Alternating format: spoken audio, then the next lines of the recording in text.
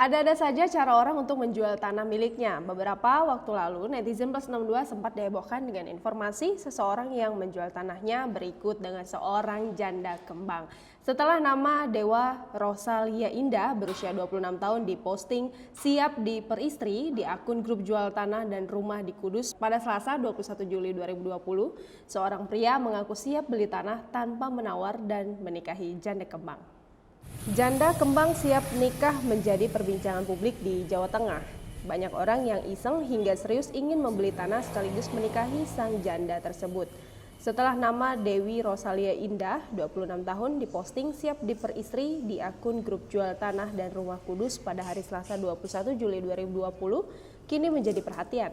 Banyak orang yang berminat tak hanya membeli tanah, tetapi juga ingin mempersunting pemilik salon Alia di Jalan Menur, Melati Lor, Kecamatan Kota, Kabupaten Kudus ini. Satu di antaranya warga Semarang yang berminat untuk membeli tanah sekaligus memperistri.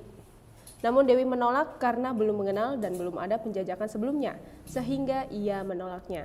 Dia ingin ada penjajakan terlebih dahulu sebelum menikah. Pasalnya, wanita yang saat ini memiliki 2 orang anak itu sudah 2 kali gagal dalam pernikahan.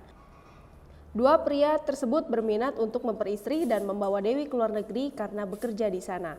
Setiap hari aktivitas Dewi melayani potong rambut di salon yang buka dari pukul 10 hingga 17.00 waktu Indonesia Barat. Diketahui sebelumnya sebuah akun Facebook bernama Aris menarik perhatian grup jual beli tanah dan rumah Kudus.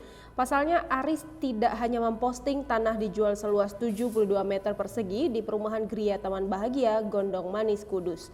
Namun dalam postingan tersebut, Aris sekaligus juga menawarkan adiknya yang kebetulan sedang mencari jodoh. Postingan yang dikirimkan itu berikut foto adiknya yang cantik dikirimkan ke grup jual beli tanah dan rumah Kudus sekitar pukul 5 sore. Dalam postingan yang dikirim sekitar 3 jam lalu itu, sudah menuai 20 komentar sejak berita ini dibuat.